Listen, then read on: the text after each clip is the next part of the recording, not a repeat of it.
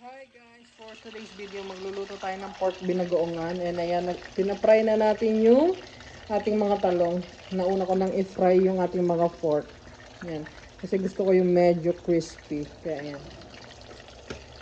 So waiting lang tayo maluto ito.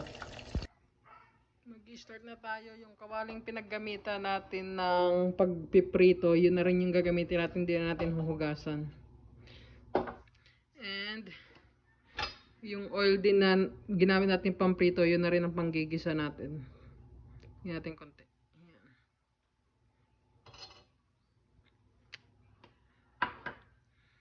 Bilis lang yan uminit kasi mainit pa naman yung pan natin. Yan. Tayo lang rin naman ang kakain yan. Yan, okay lang yan. So ito na yung talong at pork natin.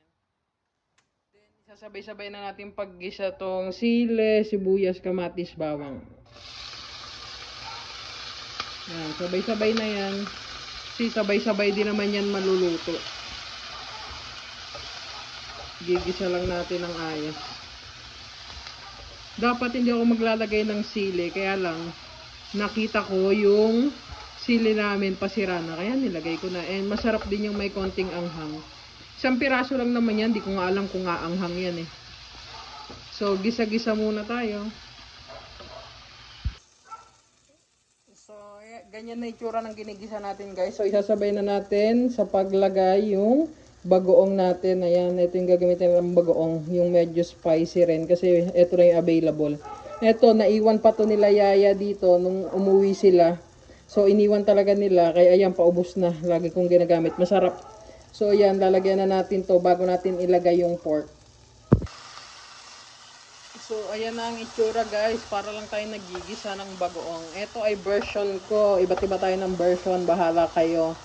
So, kung gusto nyo gayahin at itry, pwede naman. Pero kung ayaw nyo, okay lang din.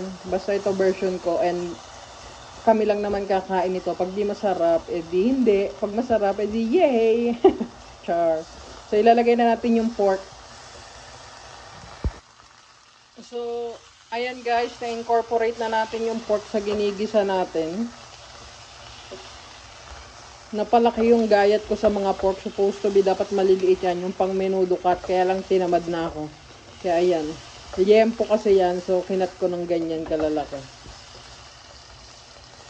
Then, pang last na natin ilalagay yung talong para hindi siya masyadong madurog.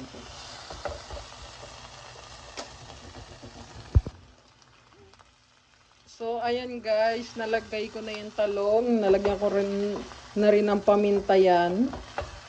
Hindi ko nalalagyan ng asin kasi para sa akin maalat na and may lasa naman na yung pork ko bago ko siya pinrito. Kaya hindi ko nalalagyan ng asin. Maalat na rin yung bagoong. So, okay na yan. So, yan na. Paghahalu-haluin lang natin yan and done na ang ating pork binagoongan. Yes. So, eto na nga guys, luto na ang ating pork binagoongan and may nabili akong Indian mango kaya isasabay na natin yan. Best partner yan dyan. Kaya ayan na, kain po tayo. Thank you for watching. See you on my next one. God bless everyone.